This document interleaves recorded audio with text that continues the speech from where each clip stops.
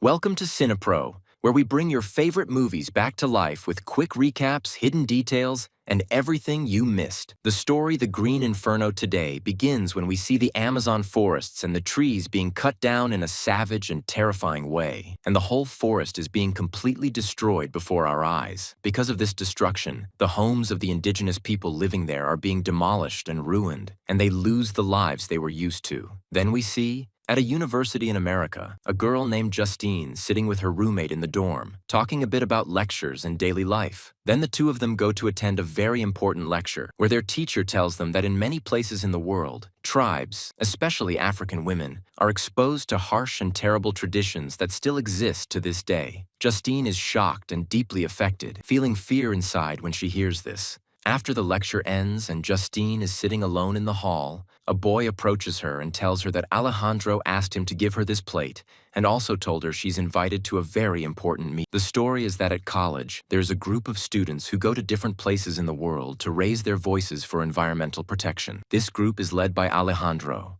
a famous activist with strong charisma and an influential personality, always busy with new tasks. Justine is also interested in social work and charitable activities, so at night she goes to the meeting Alejandro invited her to. Alejandro tells everyone that they are planning to go to the Amazon forests to protect a local tribe there, because a multinational company is cutting down the forest trees and destroying it to look for oil under the ground, which puts the lives of the tribe members at risk. Alejandro also says that the company will use retired armed soldiers to do the job, but they must stop the company's work in any way and film everything happening there live to show everyone and make the international media and all people oppose this company, which will force the company to leave and withdraw from there. Justine is very impressed by this mission and decides to go with them no matter what happens, and the rest of the people also join the plan. The next day, Justine calls her father, who is a big lawyer at the United Nations, and lies to him, saying she's going on a short trip with her friends. Then Justine and the rest of the group arrive at a place where they meet Alejandro's friend, who funded the whole trip from the start. After that,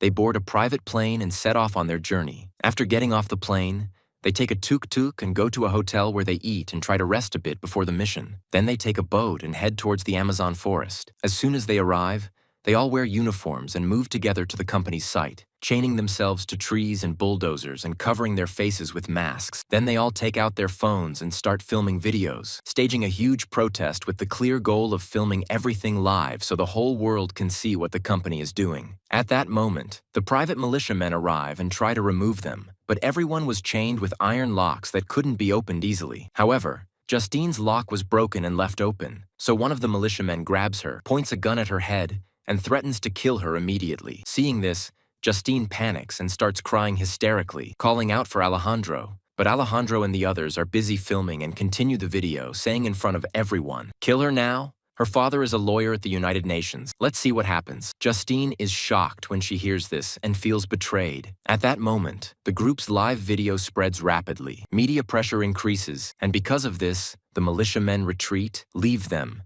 and the company is forced to stop work. At that moment, the police arrive, arrest the group, and take them with them. But Alejandro's friend gives money to the police and gets them released immediately. After that, these people board their private planes to return home, and inside the plane they celebrate as if they have won. Alejandro says their video went viral everywhere and everyone is talking about them and their courage. Everyone is happy and excited, but Justine feels sad and betrayed because they used her for their own benefit to save themselves. Suddenly, a serious engine failure happens in the plane. The pilots lose control, and the plane starts to make an emergency landing unexpectedly. Everyone starts screaming from fear and panic. Part of the plane breaks off in the air, and two people slip and fall from the plane. Moments later, as they crash into the trees, their plane is completely destroyed in a dense forest full of huge trees. In the accident, the pilot's friend dies instantly, along with Alejandro's friend, and many people die immediately, with some suffering very serious injuries. The survivors are crying in shock, trying to help each other get out of the wrecked plane, and outside, everywhere around them is filled with bodies, blood, and destruction. Then the plane explodes again and is completely destroyed. Justine, Alejandro, and a few others miraculously survive. These people are terrified and don't know what to do or where to go, and their phones have no signal at all. One of the survivors tries to find his GPS device to call for help in any way from the outside world. At that moment, they hear a strange and frightening sound coming from inside the forest. Alejandro's girlfriend decides to go see the source of the sound, and suddenly an arrow hits her directly and she falls to the ground. Alejandro is terrified and tries to remove the arrow from her neck in any way. But before he can do anything, a second arrow hits her in the head and she falls to the ground, dying instantly. These people were a tribe from the heart of the forest, and they thought Justine's group were enemies coming to attack them. The rest of the group,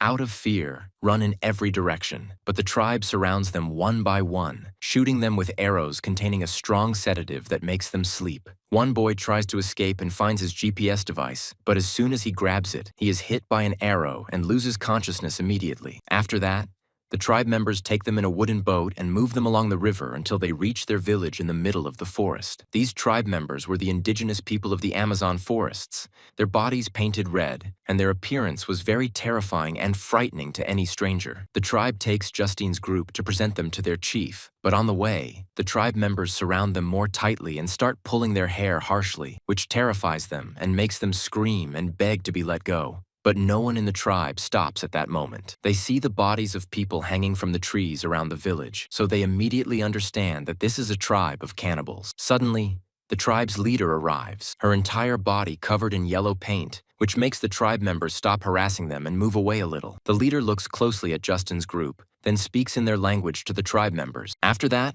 she orders them all to be locked up in a wooden cage. At that moment, Alejandro has a phone with him, but he discovers there is no signal at all, and because of this, everyone feels there is no hope for survival. After a while, they notice that one of their friends is missing from the cage. They look outside and see that the tribe members have taken their friend to a mysterious place. The tribe leader calmly holds his face and makes him drink a strange liquid, then lays him on a large stone. Suddenly, she gouges out his eyes with her hands and shows them off to the whole tribe with pride. When the tribe members see this, they scream, celebrate, and chant in a terrifying way. Then, the tribe leader comes with a sharp weapon and cuts off Justin's friend's hand, leg, and head in front of their eyes. Everyone in the cage trembles with fear and tries to cover their eyes, but some of them still cannot stop looking. After that, the tribe women cook the body over an open fire, and then the tribe members start eating the meat in front of them. Seeing this, Alejandro and his friends are shocked, and a girl in the cage starts vomiting from the horror of the scene. When the children see her,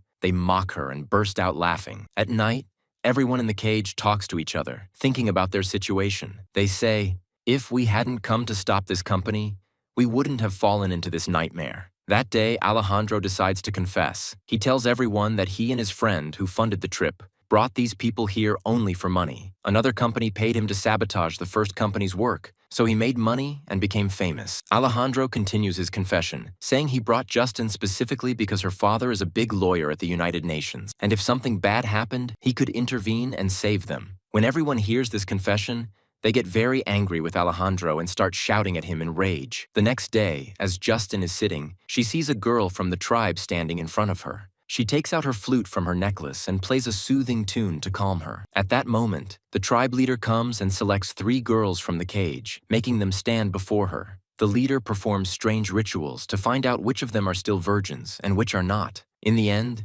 they discover that Justin is still unmarried, so they return the other 2 girls to the cage and take Justin with them to a hut far from the others. The people in the cage decide they will not die in such a horrible way and must do something to escape, but the tribe guards are standing watching them all the time, preventing them from moving. At that moment, a boy comes up with a clever idea. He plays a loud tune on Alejandro's phone and throws it away from the cage. When the guards hear the sound, one of them goes to look for it. A girl, with the help of her friend, takes advantage of the opportunity, gets out of the cage, and runs away quickly. After a while, the tribe members return Justin to the cage. Her body and face are covered with strange drawings in different colors, and she doesn't remember anything that happened to her because she was completely unconscious. Then the tribe brings food to the group. After eating, one of the girls looks at her plate and is shocked when she finds a piece of skin with a distinctive tattoo. When she sees this mark, she immediately understands that this tattoo belongs to her friend who escaped earlier. Thus, they caught her, killed her,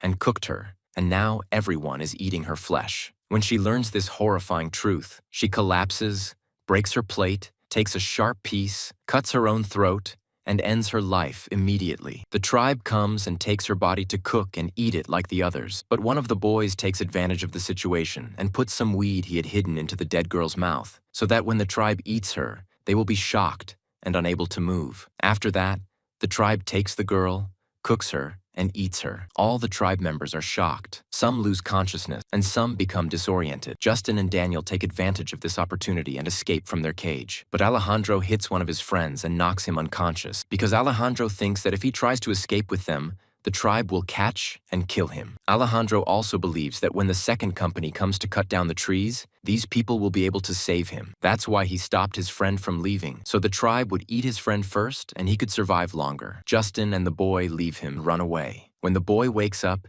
he finds two tribe members sitting next to him, laughing. He thinks they are high, so he tries to trick them, but they cut off his hand and start eating it. Seeing this, the boy tries to escape, but the tribe surrounds him, and because they are high, they catch him and start eating him alive. Meanwhile, Justin and the boy reach the river and see smoke from the crashed plane, the place they were heading to. But Justin accidentally falls into the river and starts to drown, but grabs a rock, and with the help of a tree branch, the boy saves her. After that, as they walk at night, they reach the place where their plane crashed. There, they see the bodies of their dead friends hanging, and it's clear that the tribe hung them. Justin hears the sound of a phone from the pocket of one of her dead friends, so the two of them approach and take it. Then the tribe comes, beats them, and knocks them out. The next morning, when Justin wakes up, she sees them preparing her for a ritual, and her friend is tied to a pole, being beaten and having his arms and legs broken. Then they put something on his clothes that attracts ants, which start eating him. After that, according to the village's rituals, the leader comes to do something to Justin. But at that moment, one of the tribe men comes and says that some people have come to cut down the trees. When they learn this, everyone grabs their weapons and goes to fight them,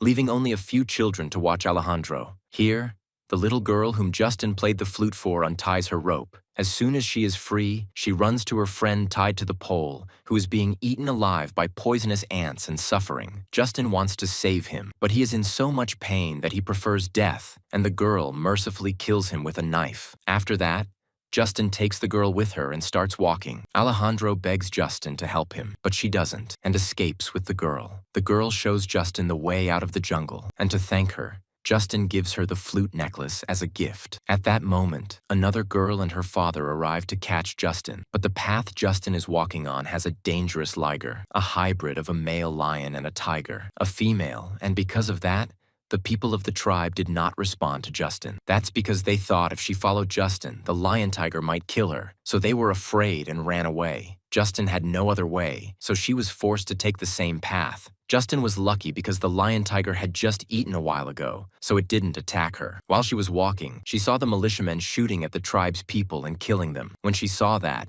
she raised both her hands and started screaming, saying, "I'm American," and pretended to film them with her mobile phone while telling everyone to stop. She said, "I'm a survivor. Let me leave from here." Indeed, those people stopped and called a helicopter and got her out of there. The pilot asked Justin if there was anyone else besides her, but Justin wrote and said no. Then she got on the helicopter and returned to her home. After a few days, government officials investigated her, and at that time, Justin said that all her colleagues died in the plane crash and that she was the only one who survived with great difficulty. She also said that in the jungle, she met tribe people who helped her and did not harm her. In fact, Justin wrote that because she felt that if she said the tribe people were cannibals, the government would kill them. Not to mention that the Amazon forests would be destroyed. Afterwards, Justin got a call from Alejandro's sister, who told her that there was a satellite picture showing Alejandro in the jungle, and that he was still alive until now. But his body was covered with black paint, meaning he had almost become part of that tribe.